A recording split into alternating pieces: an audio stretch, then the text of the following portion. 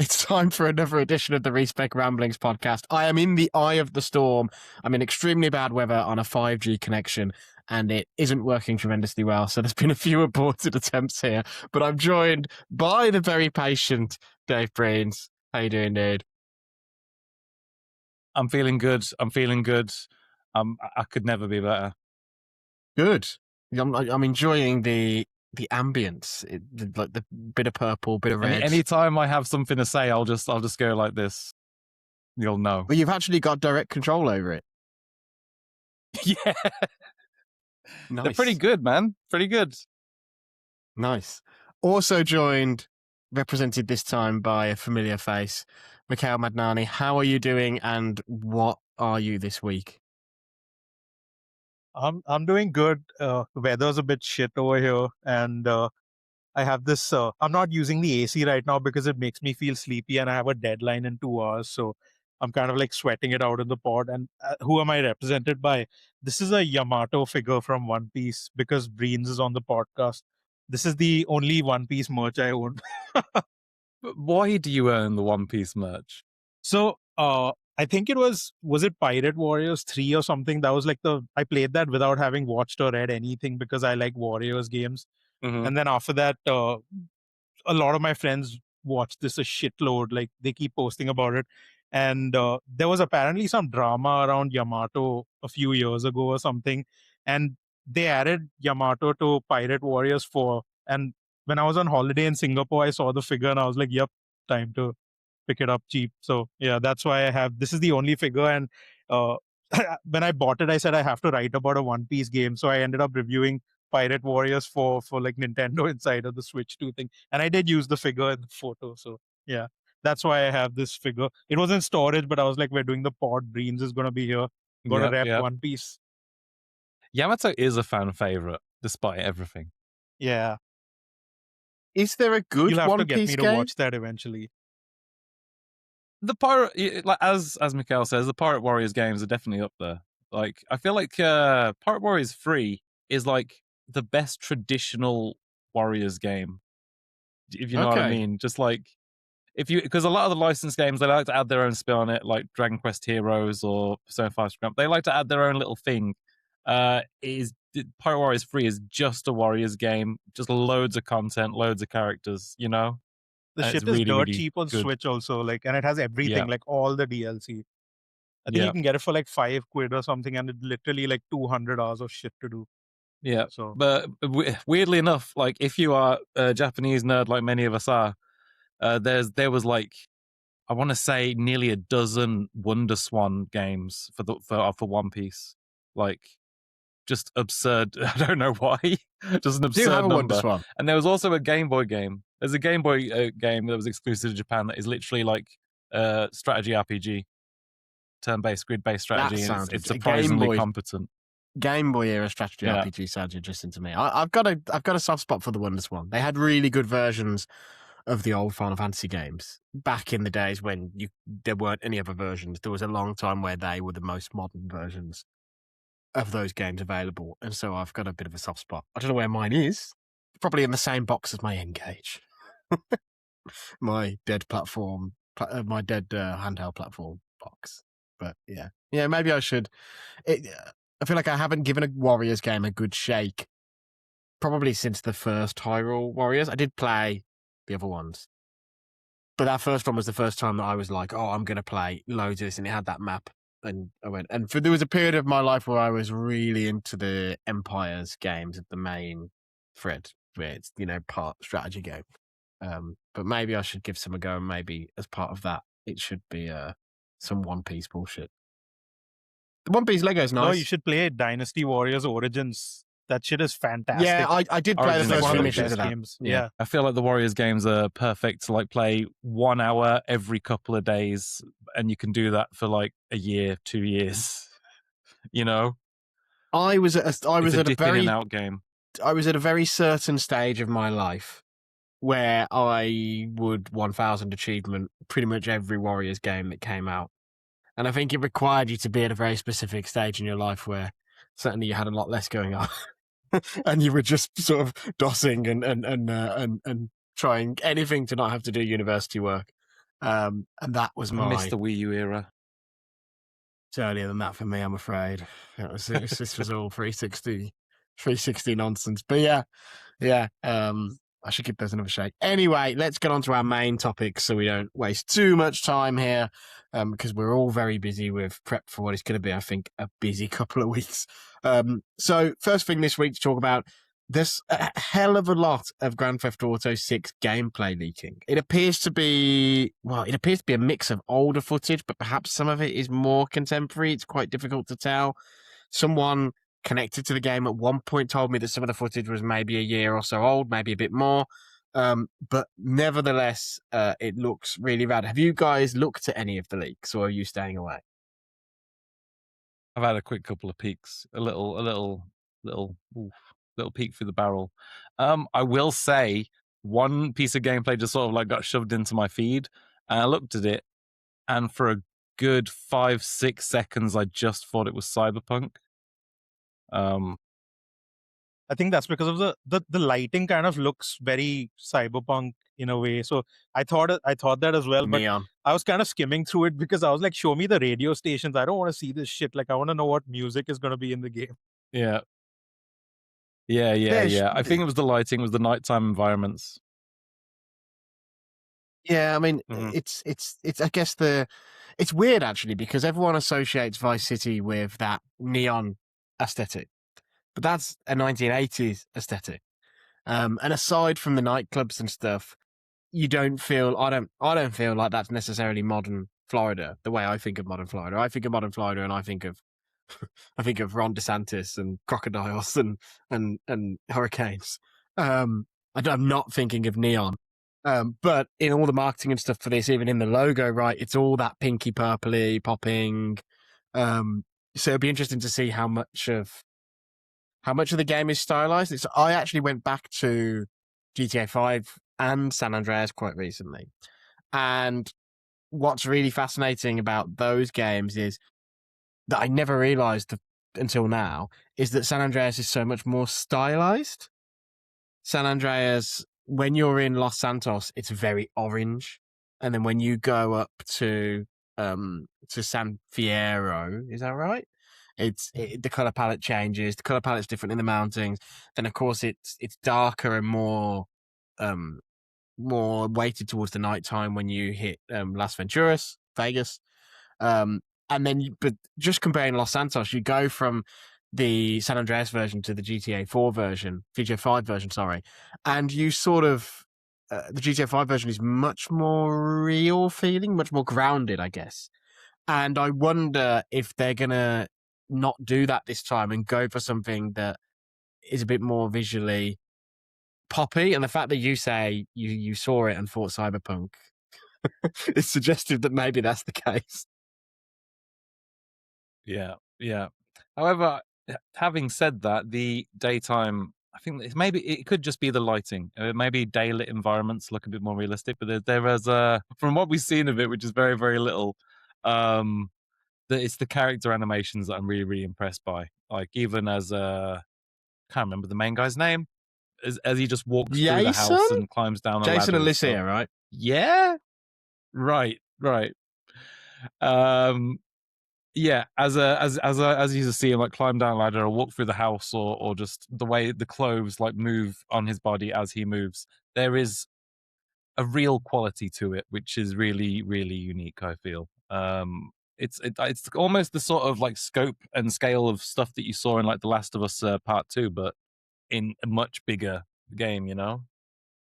The animation thing. Speaking of Last of Us Part 2, the one thing which I was thinking is I saw some people say that there were more leaks today, and there are people just like, driving around a plane or whatever, and I feel like this has to be some QA QC type person or something. Like, how it reminds me of the Last of Us 2 thing. Remember, like during COVID or whatever, someone just uploaded like shitloads of the game out of context and stuff. So like, how else is actual unedited gameplay leaking? It can't be from the Netflix thing. That would have like all sorts of music and on top, I guess. You think so? Yeah. And I want to. I want to squash something right now, which is I've seen the suggestion made by some media.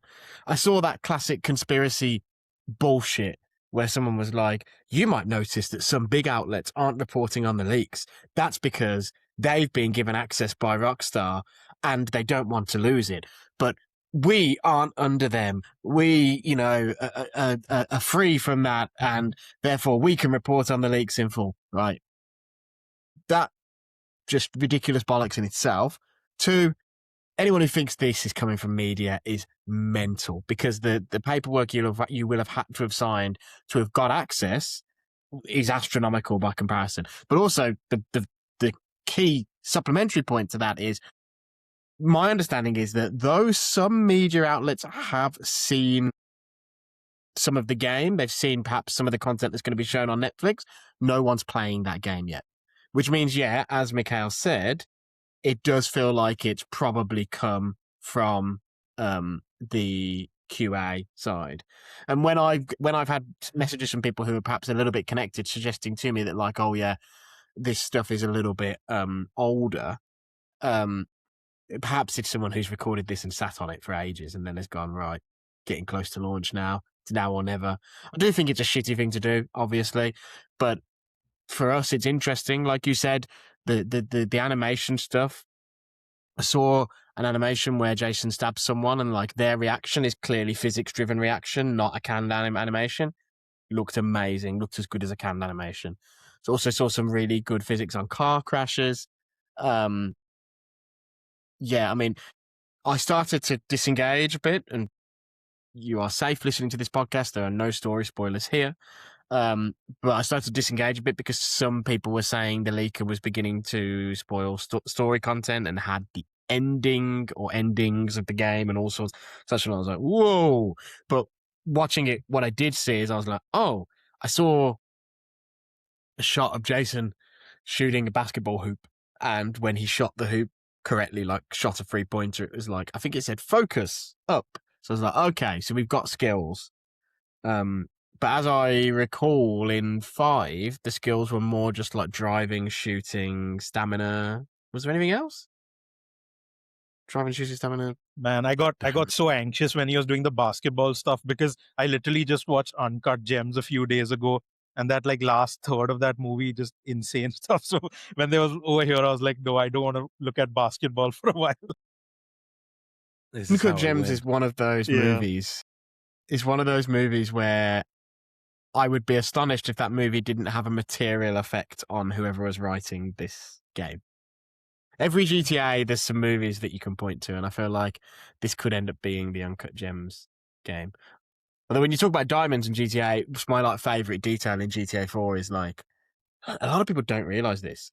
The story of GTA 4, and this is what I love about GTA stories. It's not necessarily the overarching stories; it's a lot of the small, minute detail.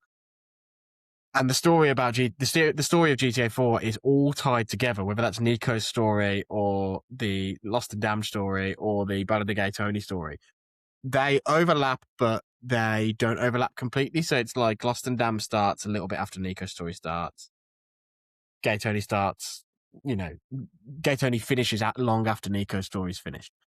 But the entire story of that game is tied together by this one bag of diamonds, and you see that bag of diamonds in the intro of the game in passing. They're on they come to New York on the same boat that Nico comes to New York on. And although you never really interact directly with that bag of diamonds, it's constantly flowing in and out of the story in the background. It's driving motivations for people you're doing missions for. Everyone's after this bag of ice. And I love that the whole game is tied together by this thing that the game doesn't even explicitly talk about. So I'm looking forward to see that sort of stuff in GTA 6. But I think it looks good. Surprise, surprise. Yeah, I'm looking forward to it. Like it doesn't sound like it. It doesn't sound like I'm very excited, but I don't typically get excited for Rockstar games whatsoever. I did finish Red Dead Redemption 2 and I did enjoy it, but like it's one of the only Rockstar games I've finished since Vice City. Admittedly, there isn't that many games between those, but I'm not necessarily the biggest Rockstar fan, but you can rest assured that they're going to be pushing systems in new ways. They're going to be doing things that other games are going to be replicating for the next decade. I need to be on the ground floor and see everything that gaming could potentially be in the next generation if RAM prices come down. Did you beat San Andreas? No, I didn't. So, just like small anecdote, when I played Vice City as a kid, when I came out, I played it on PC because I didn't have a console back then. And then I got San Andreas because everyone said it was better. And at that point in my life, when I started the game, it had all the rap music, and I was like, "Fuck this! I don't like rap. I don't like hip hop. I'm not playing this." And I never played San Andreas until it got ported to mobile like years later. So I'd say I'm more normal with music and not like back in the metal days or whatever. You're primed and ready to go back to San Andreas for the return. Yeah, why not? So I still think Vice City is the best one, though. I couldn't disagree That is how more. I felt. I loved the vibes. Really? Vice City is my least favorite of the PS2 games. I would say actually weirdly my favorite is GTA 3. I think there's a lovely, weird, ethereal, surreal, ghost towny vibe about that game just because of the tech, which I really enjoy. And then San Andreas is really special. But the thing I always used to say about Vice City, and I think it's relevant to GTA 6, is that Miami is topographically very boring. It's a very flat place. The road structures are defined by the coastlines and stuff. So it's a less interesting map. So what's probably coming back to 6 really exciting about 6 to me, don't get me wrong, I wish 6 had been what I'd wanted, which I wanted a Las Venturas game that sort of riffs on those casino, vibes, of gangsters trying to hold on to a piece of Vegas in an era after all that's been taken away. But if you're going back to Vice City, the interesting thing is if you're doing that with the GTA 5 scale or bigger, Miami is only a chunk of the map and you can get into some areas that are more topographically interesting. Also, the other thing is, if you're doing Florida, I don't know, I haven't seen this on any leaks or anything, but I think it will be criminal if you don't have a Disneyland parody. Like, what is Florida if not the place you go to Disney and go to Universal? And I feel like you should be able to go to the parks and do mini games in the parks and things like that. Maybe it's only one park rather than 6 like they've got in real life or whatever. But I really hope there's a theme park. Yeah. I'm excited. I can't wait for this Netflix thing. It's going to be real fun watching it on my phone from a pub in Cologne. Exciting. I was going to say everyone's going to be gathered around in the Corkonian, gathered around whoever's got the biggest phone screen, cheering. Yeah, I don't know what I'm going to do. I don't know if I'm going to watch it live. I don't know if I'm going to watch it live or if I'm going to... Yeah. I wonder if there'll be any bars in Gamescom, in Cologne, given that Gamescom is on, that will put that on their TVs. The Corkonians got TVs. All they need is someone to do a USB. It's possible. Yeah, it's possible. I might go and ask the Corkonians if they can do that. I might go on Tuesday morning. I might go and say to them. Anyway, so yeah, so there's some leaks out there. If you want to see some GTA 6, obviously it's being copyright struck, but I would advise a great deal of caution, an abundance of caution, just in case there's any issues with the spoiler stuff. I think you don't want that story spoiled. So yeah, so we will talk. I mean, next week and the week after, I'm sure we'll be talking a lot of GTA as stuff is revealed. So we will get to that. Next story for this week, though. Computer Exchange, CEX, are launching some retro stores, which are currently being dubbed REX, which will be Retro Exchange, Rex. Very interesting. I mean, let's say the first thing, if you're one of those people who pronounces CEX as sex, you don't deserve to live. It's not funny. And it's Computer Exchange, and computer is said computer, not seputer or whatever. But yeah, Computer Exchange, they have a pretty good retro thing going on already. They've slowly over the years begun to take stuff one platform at a time. But I think the most interesting thing I heard about this, and this is similar to what some like retro gaming YouTubers have heard, is that they will sell all regions. So current CX only takes PAL mostly. I have seen the odd Japanese Super Nintendo and stuff in a CEX store, but I think that has been someone in the store taking the initiative and accepting the trade and putting it on the system as a PAL one. But usually they don't take non UK stuff or non-European stuff. So that potentially opens up a really big new market for the sale and trade of like Japan imports and US imports. Like if you want a copy of Final Fantasy Tactics on PS1 at the minute, it's eBay or like some very specialist, often very expensive retro stores. Not the CX isn't expensive for retro stuff, but you might be able to now go into your high street in time and get that. There's 2 stores in the offing. One is quite close to some of us, which is going to be in Birmingham, next door to the existing CX, which is in a slightly tastier bit of town.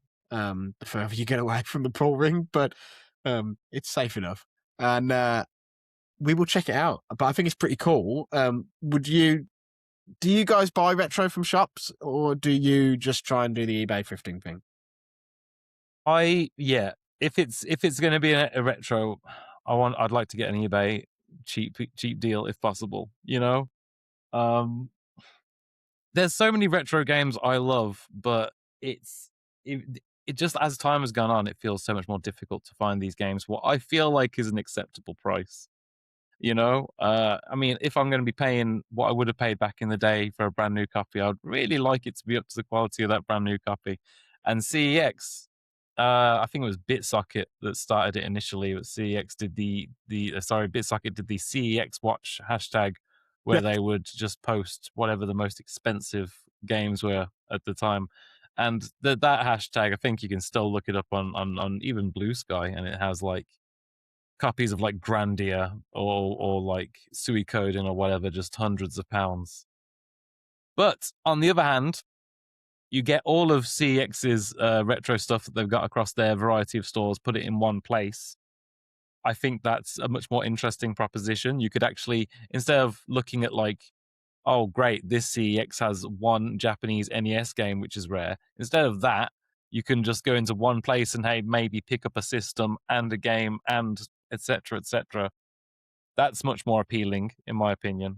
And I do feel like, especially now that physical media is kind of disappearing, having a store which embraces the older stuff is even more important. And I think CEX is going to have to get used to embracing the older stuff in the next couple of years.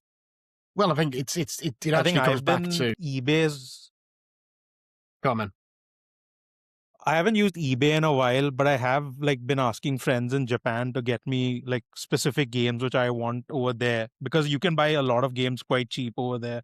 And I think the Analog Pocket, which I've gotten, it lets you like play with English translations even if you buy the Japanese cartridges. So those work out better for me. I think I tried putting a few of my cartridges into that, and it just told me you need to clean the cartridges, and I was like, not done that in like fucking billion years or whatever. But yeah, like it's just getting stuff from Japan seems like the play, because I got Chrono Trigger Super Famicom like dirt cheap in like light new condition. Cheap. I think I paid 10 USD for that, and it would have cost me like what, 500 if I wanted the US version. Screw that. I did pay $500 for a boxed good condition Chrono Trigger from the US. So I'm part of the problem. I do think the retro market, thankfully, if one thing comes out of all the industry's obsession with remasters and remakes and stuff, it's that it's helping to bring the market down. So if, for instance, let's say in the next 2 years, there's a HD 2D do-over of Chrono Trigger, let's say that happens and it's good, then you would see in reaction to that prices of old Chrono Trigger come down a bit. And even more so like when Sonic Origins came out, you could see the prices of Mega Drive versions of some of those old games come down. So that's good, because it means the collectors can collect and the people who want to play the game can just play the damn game at a reasonable price. But nevertheless, I mean, CEX Watch is real. I think some of that now, when I've seen that hashtag over the last 6 months, it's felt like it's been more about hardware. Like, hey, here's a Steam Deck for £900, but which obviously is to do with all the component shortage stuff. But it's I'm interested. I think more access to retro, and obviously CX. I think what's the warranty? Is it a year? Is it 2 years? Like it's as I recall, the warranty is pretty generous. On hardware, I think it's different. I'm not sure. I would have said 60 days off the top of my head, but I don't know. No, 5-year warranty on all items purchased, covering hardware. 5 years. Covers games, consoles, phones, electronics, and discs. 5 years from the purchase date, including a retro. Yeah. What's not covered: removable batteries, projector bulbs, clothing. I didn't know CX even sold clothing, but with how their stores sell, I'm not sure I'd want to buy any clothing from there. And damage, obviously, it's physical damage, liquid damage, software modification like rooting or jailbreaking, they won't cover. But that means if you want to go and buy, I'll give you a really good example, right? Which is when the Switch 2 was coming out, I had this stupid idea about Nintendo, where Nintendo was not going to send out Switch 2 units till the day it came out. And so that led to conversations in the media about what are we going to do instead? And instead, we did. I had this idea. I was like, it'd be really funny to do a review of the Virtual Boy, but the headline and stuff doesn't cop on. It's the Virtual Boy. It's only when you click through and open it. It's just like Nintendo's new handheld, new portable, hybrid, reviewed. And then you click it, and it's not the Switch 2, it's the Virtual Boy. Yeah. So I bought a Virtual Boy. And I bought that on eBay, and it was extremely, extremely expensive. By the time I bought the machine, it was a bundle of the machine and a few games. It was a very good condition one, but it was a lot of money. It was not an impulse purchase.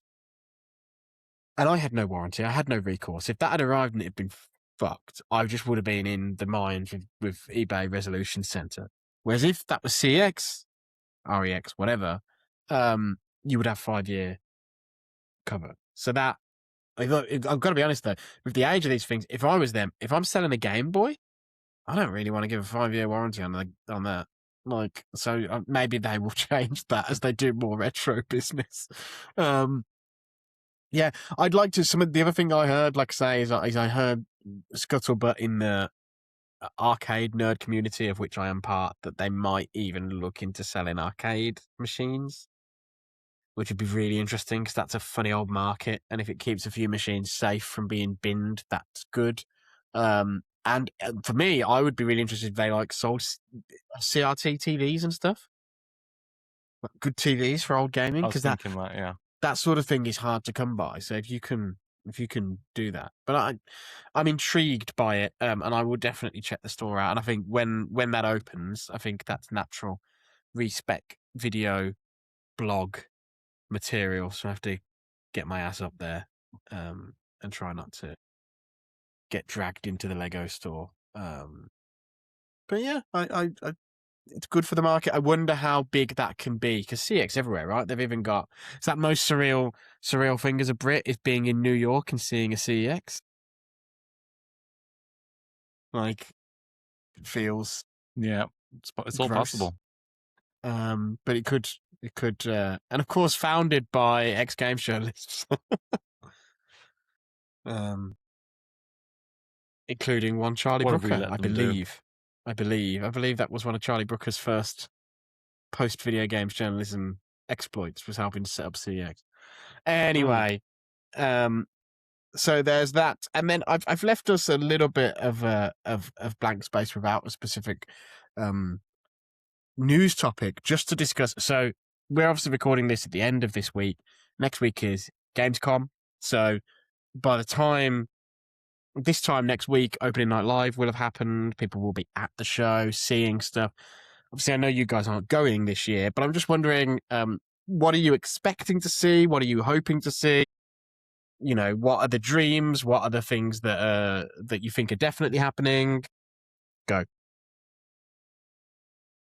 Final Fantasy would be nice. I'd like to see more Final Fantasy.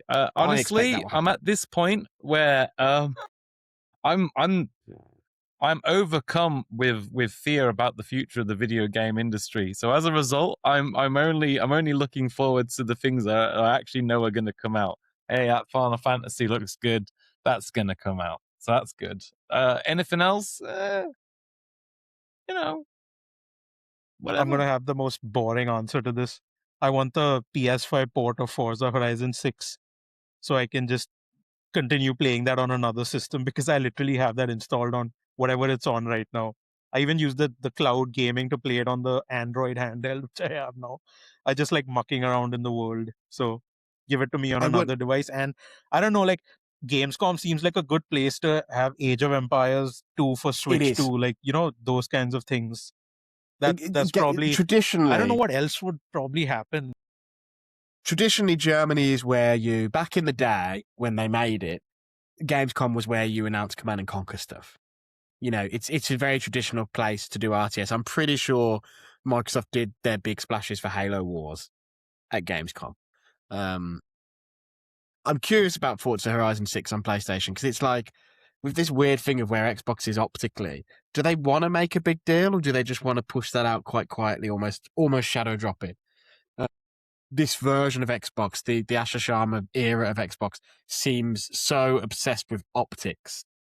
I wonder if they're like, well, we don't want to put that in our Gamescom broadcast. I assume they are doing a traditional broadcast. I assume there is one. Or we don't want to put that in opening night live with the Gamescom organization and Jeff Keighley, because we don't want to draw attention to it. Or are they focused on trying to sell it and make as much money as possible? And with where they're at, I just genuinely don't know the answer. There's so many weird, embarrassing things going on with them as well, like that bloody knockoff Lego Xbox building set where you build a Psychonauts diorama inside it. And obviously that's been announced and it's coming out after Double Fine's been removed from there. But yeah, I mean, speaking of Xbox, I'm very keen to see more Fable. I feel like Gamescom's a natural place for Fable, because it's a European developed game, geographically, if not beyond that. And so you show that there, and also it's getting bloody close now to coming out. So I expect, I expect we'll see some more gameplay at last. Maybe there was that one deep dive video, but we still don't know so little about the story. We don't know, so much we don't know about that game. So I'm quite keen to see that. Obviously, we know it's been confirmed Witcher 4. How are you guys feeling about Witcher 4? Like, do you care about Witcher? Well, not Witcher 4, sorry. Well, obviously, they're not showing Witcher 4. They're showing Witcher 3, Shadows of the Past, whatever it's called, which is a prequel to Witcher 4. So it is inherently about Witcher 4 at the end of the day. Don't give me that. It's about Witcher 4. It's going to tell you things about Witcher 4. Yeah. Yeah. Mikhail, you want to take this one? Yeah, sure. I love The Witcher 3. I don't know what to expect from this DLC yet. My brain is kind of like working in the other way, where I'm hoping they do a shadow drop or announce the Switch 2 version of The Witcher 3. So it'll give me the kick I need to actually replay that thing. And I can also get some articles out of it. And then I'll play the new DLC whenever that comes out. But as for Witcher 3 itself, I love that. Like I recently I did an interview where I asked about, Yes. like I was listening to some of the soundtrack, and the Skellig music is so good. And I'm like, you haven't released all of it. Like that's what I love about some of my interviews. Like I just get to ask the most random specific bullshit that probably 10 people in the world care about. But yeah, I want this stuff to happen. So yeah, I don't know, like the DLC, I'm actually curious how they do you think it's going to be one of those things where they also sell it standalone? I don't. Like a 30, because they've 40 sold quid so thing? many. Because like I'm sure they can reissue it. No, I get that. I get the point. Like you have like such a huge audience to get that. But I also feel like, given AAA games right now, they surely are planning for The Witcher 4 to be a game you can play directly. Like I've still not played Witcher 1 and 2, but I've played hundreds of hours of Witcher 3. So surely they got a plan for The Witcher 4 to be a standalone thing. Witcher 4, it's like Ground Zeroes. Like you could play Ground Zeroes and then play. This is Ground Zeroes is yeah. So I was going to say, like, this is obviously, it's DLC for Witcher 3. But I'm sure it will function like Blood and Wine did, where they will have a bundle which includes the main game, and they'll sell it for relatively cheap. It'll only be £5 more than buying than the cost of buying the DLC if you already own the game. And they'll have a button on the menu that takes you straight into the DLC where Geralt is an appropriate level, and everything is set for you to have a good start. That was what they did for Blood and Wine. Worked great for Blood and Wine. And I expect that again. I don't expect them to release it standalone. But we talked about Ground Zeroes, and that's where I'm curious is usually this stuff happens the other way around. And I actually wrote an article relatively recently in my Eurogamer days where I talked about Dead Rising 2 Case Zero.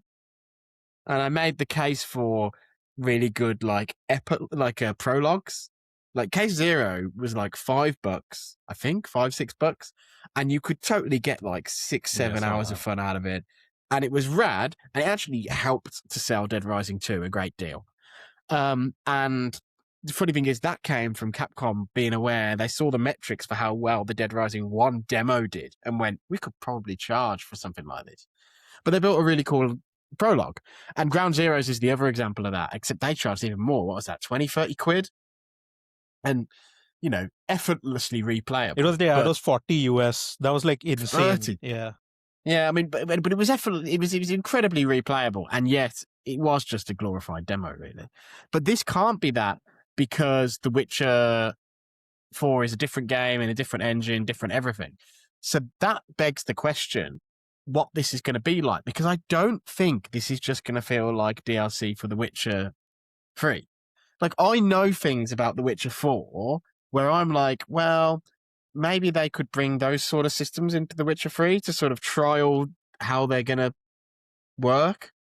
And so that's the sort of thing where I'm like, I guess the closest example I can think of, I'm sure there's better examples. I'm sure people on Discord will tell me them. But the closest example I can think of is Final Fantasy VII Remake Intergrade and that Yuffie chapter, and how that Yuffie chapter basically introduced the synergy attacks, because Yuffie and Solon basically had that system under a different name. And also, introduced how Yuffie would control. And so I'm sort of like, can they accomplish something like that because I think the one thing you can't do is after 10 years, just go, here's more Witcher 3. I think you've got to have something a little more. So I would imagine that's where that's going, right? Do you think it's going to be in the new engine or in the old engine? Because Witcher 4 is UE5, right? This is what I mean. Yeah, this is DLC for The Witcher 3. So it's in that engine. That's what I mean. But I wonder if they're going to backport some of their ideas to sort of tease. And they are doing I'm not spoiling anything, and I'm not breaking. They've talked publicly about they've got a demo. I saw someone who works there, like on his Instagram feed, go, I've gone to the office today to watch our new demo. And the way CD Projekt tends to do demos is you sit in a room for 40 minutes and watch someone play. But the fact they're willing to do that suggests that there's more to it than a simple DLC as well. So, yeah, be very, very, very interesting. Interesting that. I can't wait to Gamescom. Another small thing is I assume the vibe that I get is that they're revealing new locations for Crazy Taxi everywhere. So they revealed Crazy Taxi, and then at Summer Games Fest they revealed the West Coast appropriately. So I'm like, if there's a European city, I would assume it would be revealed there.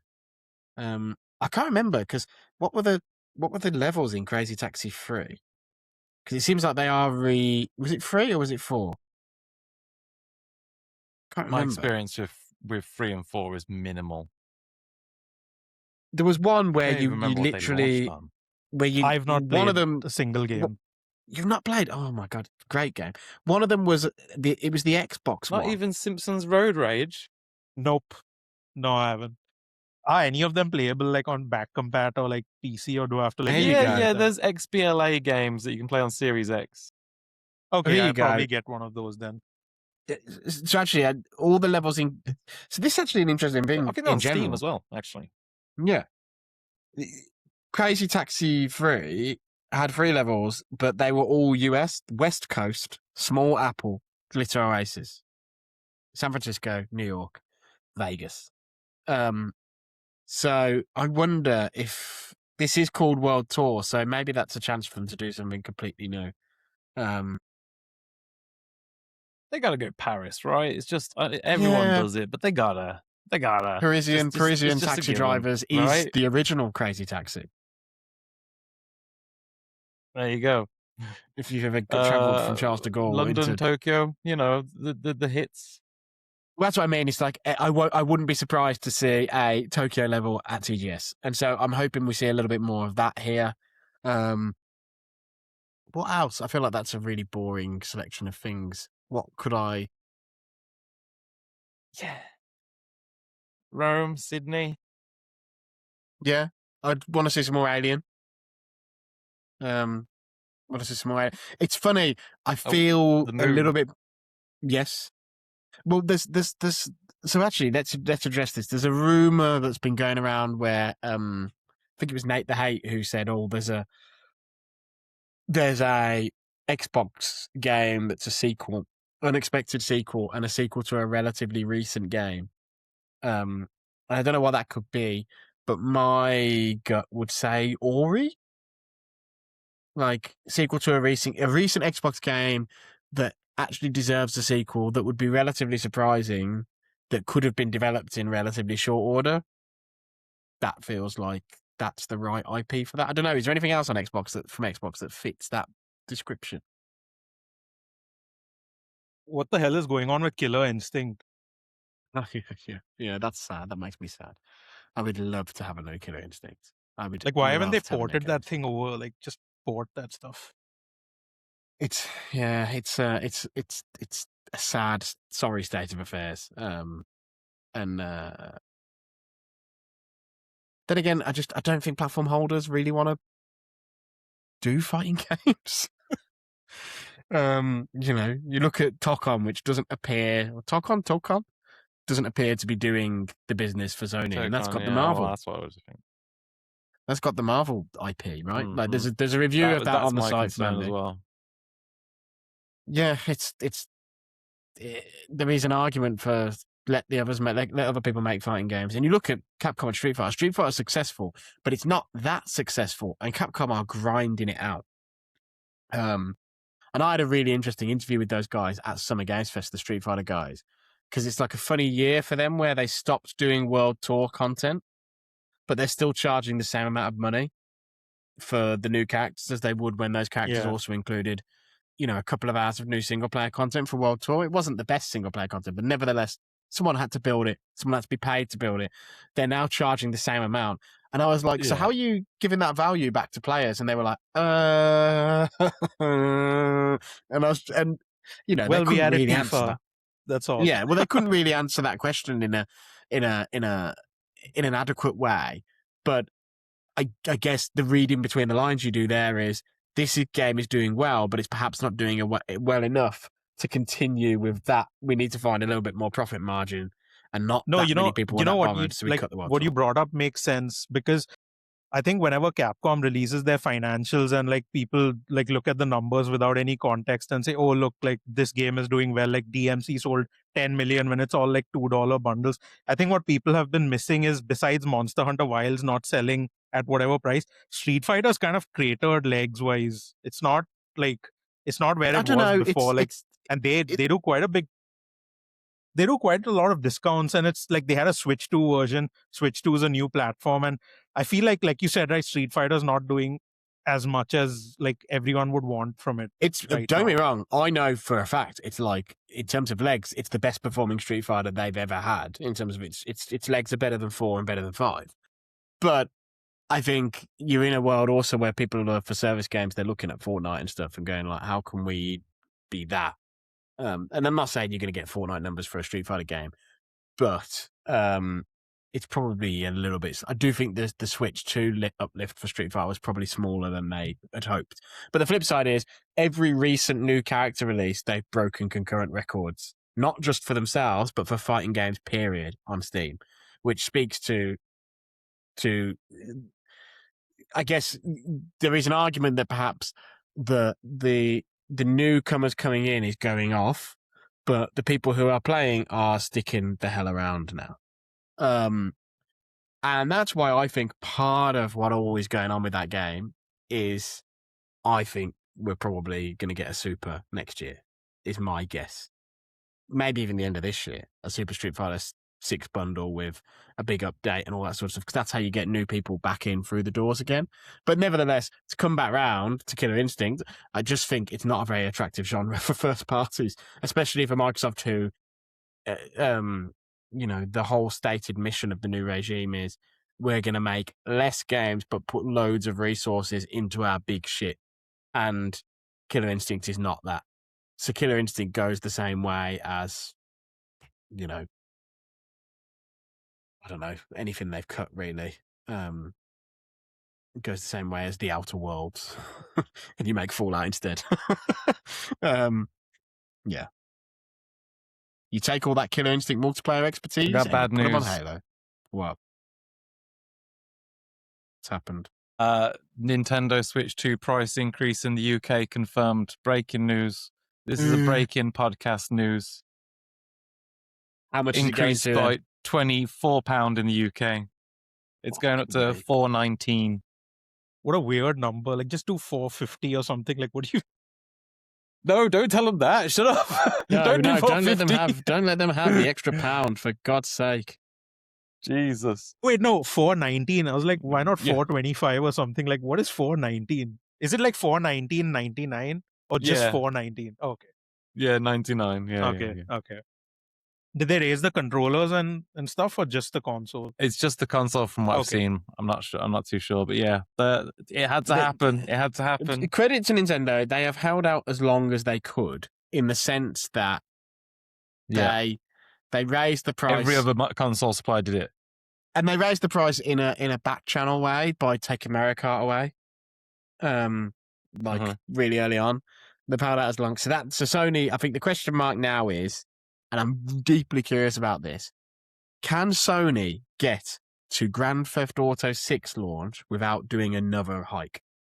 Because Microsoft did a bigger hike, and I think Microsoft did a bigger hike, and I think I think it was intimated to me from people there that part of the reason why that leap for Xbox was so big was they were like, let's do a bigger leap, and then hopefully we won't have to do another one. We've got more road, where Sony did a smaller jump earlier in the year, but as the prices keep going up and up and up, they're running out of road. Can they make it to November the 19th without that price going up again? Depends. I think it depends on whether they were planning on doing GTA 6 bundles like they did with GTA 5 and Red Dead, because they're going to include a code with it. And how much is GTA 6 in the UK? 70 quid, 75. So if you add that to because usually when you do a bundle, it costs you a bit less than buying the game separately. So they might take a hit on that and like just add the value and be like, okay, we'll make like 20 more and hopefully that covers the RAM in our bundles. And they'll probably have those as the main bundles, like so that everyone is just quote unquote forced to buy a GTA bundle, even if they don't want one.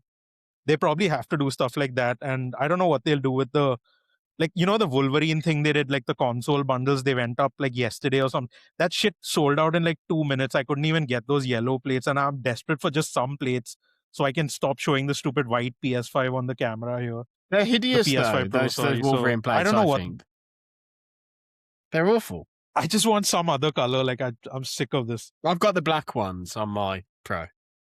That was mine. I didn't even know they did those. Yeah, it's quite nice because it just all my other devices are black, so I was just like all the analog consoles, the Polymega, the Series X. I do have a white Series S here though. I'm not at home, and here there's a white Series S. But it does depend on bundles, I suppose. But even then, you've got to have supply of normal consoles. So we're deeply curious. I mean, anyway, that's so. What was it? 429, basically 430. It's gone to $419.99 with a base Switch 2. Have they bothered to put up the Switch 1 as part of this, or are they just not bothering because obviously they're sort of discontinuing it in Europe anyway? Yeah, I think they haven't bothered from what I've seen. I wonder if there's even any Switch 1 stock left in Europe, because they're obviously not making them anymore. Well, things continue to be a shit show. Okay, briefly, just want to touch on some other quick topics. There's a review on the site about the Lego Pokemon sets. They are interesting. They are imperfect. I won't talk about it in too much detail because there's an article on the site and there'll actually be a video version of the article on the YouTube channel quite soon. But they're interesting. They're obviously the whole big thing is they've got the smart brick gimmick, and the smart brick gimmick was pretty crap for Star Wars. It's a bit better for Pokemon, but it's still got some problems. Also, just wanted to shout out some other bits on the site. There's an Oblivion Switch 2 playtest on RPG site. There's a Neo 3 interview on RPG site and an FF14 interview, as Mikhail mentioned earlier, on RPG site. Here on Respec, there's a great Servant of the Lake review from Rebecca, and there's going to be a great piece about fan expectation and fan reactions online in relation to all that, to Gamescom, which we're about to have, from Tom, talking about how people perhaps should think about reacting in the coming week. There's also a review from Andy, as I mentioned earlier, of Marvel Tokon Fighting Souls on the site. And lastly, as always, we've got to finish up with a quick look into the past to make you feel old. Not that many this week. I think it's funny, you can always see in a calendar when you look back, because you can sort of see when trade shows were, because there's less out, because people don't tend to put out games in the middle of trade shows. But 5 years old this week, Humankind, which, did either of you guys play that? This was Sega's Civilization killer. I wanted to play this, but I never got around to it. I bought it, but didn't play it.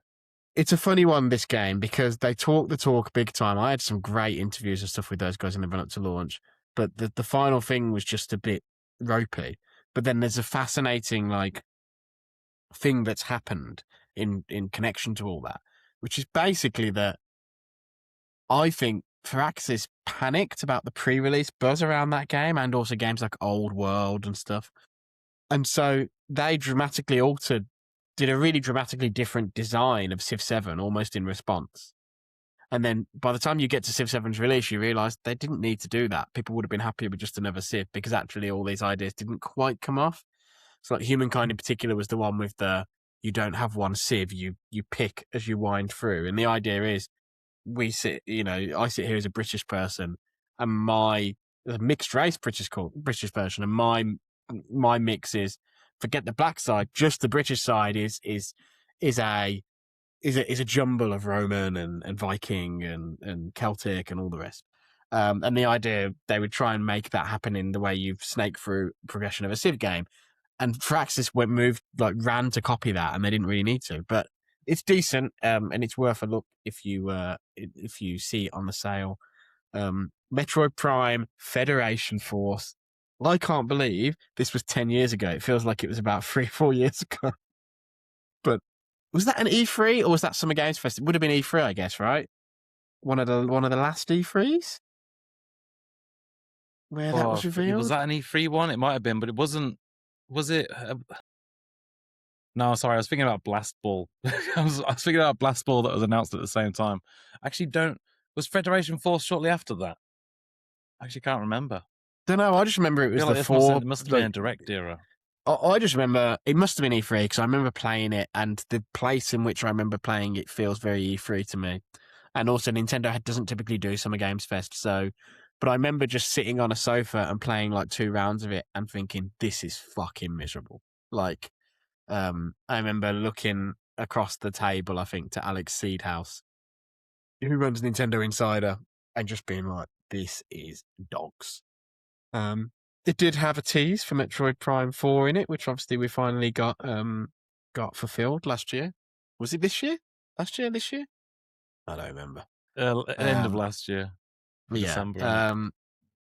So, yeah, that's 10 years old, which I find difficult to believe.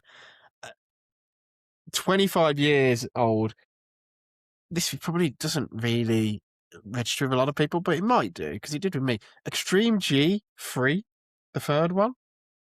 I just remember that because I remember it was like one of those big PS2 GameCube. It's like, oh, it's so fast. And it came out on GameCube in a pre-F-Zero GX era. But also, I wanted to bring this one up because it's 25 years since this game came out. I think it's quite good. One of the acclaimed games. It's actually really good. But what's happened to good, like, high-speed sci-fi racing games, man? Extreme G's gone. Wipeout's gone. F-Zero's in the bin. Like, what's going on? I'm wondering. Minute silence for retro, racers. I mean, there are one or two revivals, but hopefully this is the generation when Nintendo gives F-Zero a shake. And the last two for this section, Devil May Cry, 25 years old, which, what a game that first game is. That classic Capcom thing, which had happened a couple of times, of it started out as something else. Of course, started out as Resident Evil 4. Do either of you guys have particularly fond memories of that first one? I wasn't on the PlayStation enough. Mikhail saved were you me. not a PlayStation boy?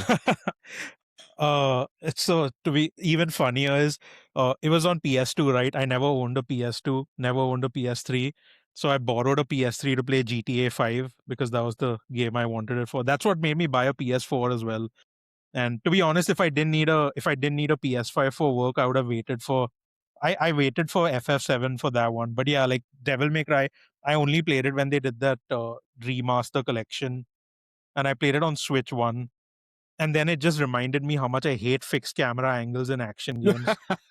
And Yeah, it made me that's fair. it just told me like, I'm one of those people who's like Bayonetta 1 and 2 are better than DMC 1, 2, 3, 4. But DMC 5 I like that a lot more than the others.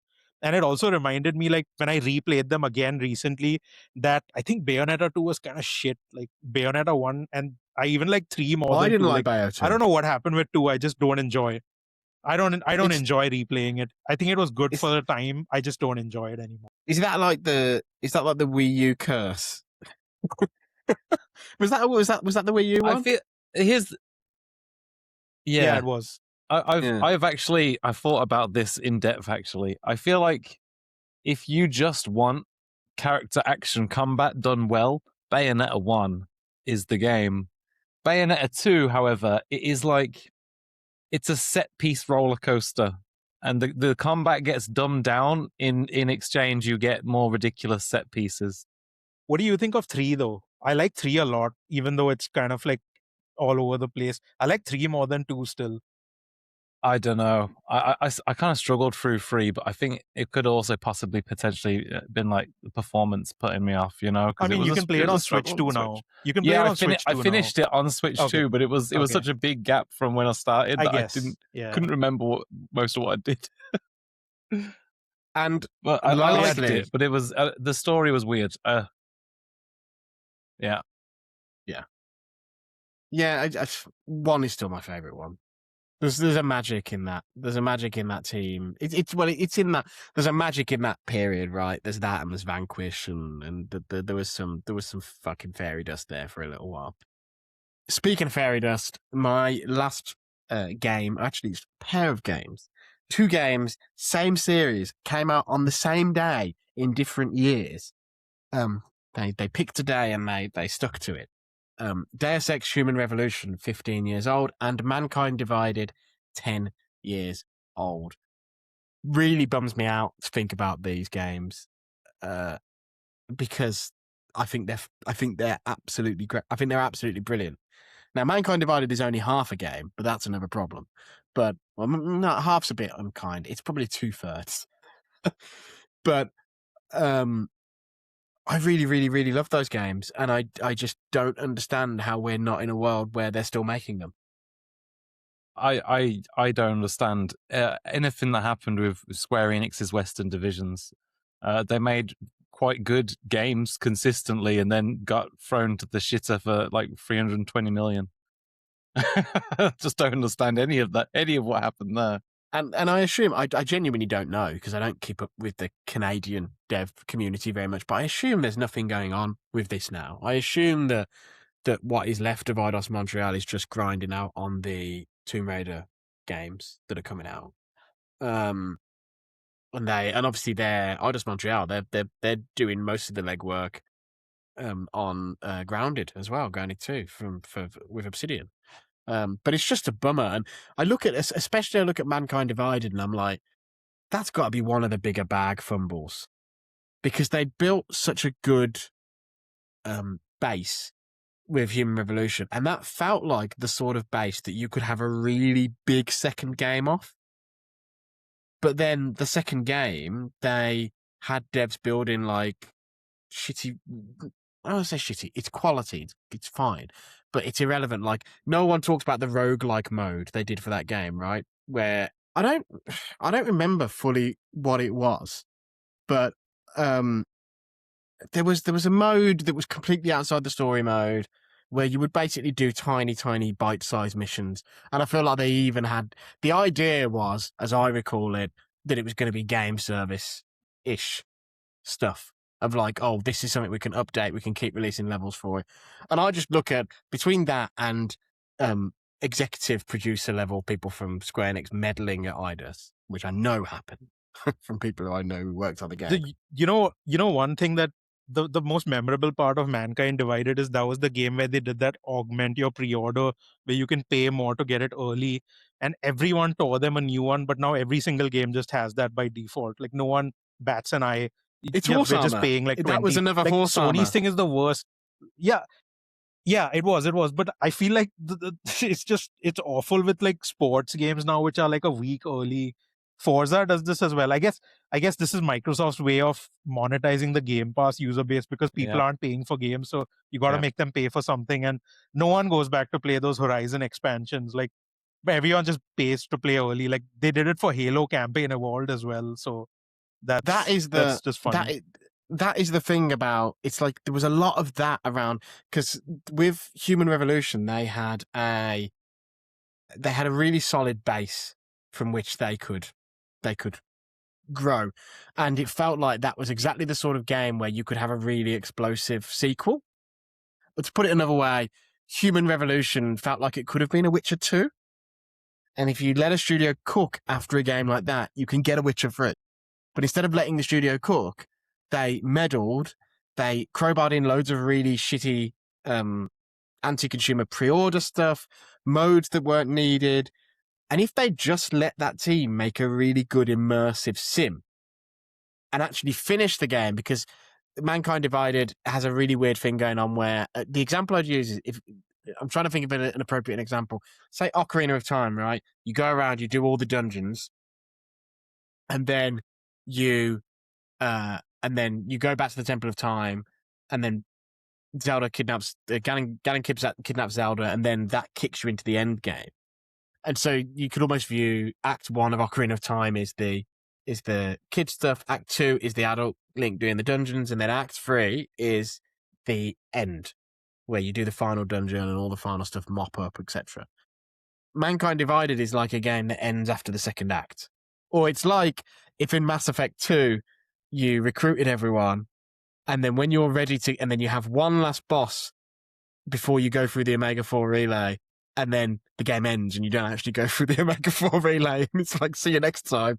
That's what Mankind Divided's ending is like. It's crazy. But it's really sad, because the game up to that point is really, really good. And that really impacted the scores, which really impacted the perception, which really impacted the whole thing. It's a great shame. I look back 15 years from Human Revolution, like I say, 10 since Mankind Divided. All the not all the talent, but much of the talent that made those games has scattered to the winds. It does feel like another one of those games isn't going to happen anytime soon, and it's just a total bummer. One last thing on this topic I will say, H Bomber Guy, the YouTuber, has a truly, truly excellent essay on Human Revolution about why it's special, even though it's sort of messed up at the same time, because it is a bit of a messy game. Yeah, but 10 and 15 years old, those pair, which does make me feel old, because those are both games I reviewed. Also, I don't know, there must have been another game, and I've got a feeling that the answer's going to be like Myst did it or something like that, but the director's cut of Human Revolution on Wii U, and they later ported all this stuff to other platforms, one of the first games I remember to have like DVD commentary stuff, where you could turn it on and it was like icons you could walk up to in the world and interact with it, and then you'd hear the voice of the director tell you about how they made that bit of the game, which I think is a really cool feature that I'd like to see more of. You can probably tell, if you're on video at least, I think on audio you're not going to be able to tell any difference because that's the magic of audio. But if you're on the video version, you can probably tell this has been a bit of a chaotic week in terms of the connection working and stuff like that. And Tom is probably going to say that everything's broken because he wasn't here, which is not true because he doesn't. He's not the glue that holds us together technically, just emotionally. But yeah, we're going to cut it there very, very abruptly. Breens, thank you very much. Finger guns. Mikhail, thank you, dude. Yeah. Yeah. I just feel like you're going to have so much work.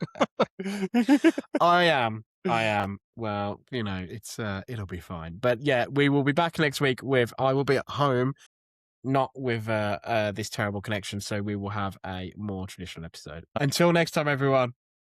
See ya.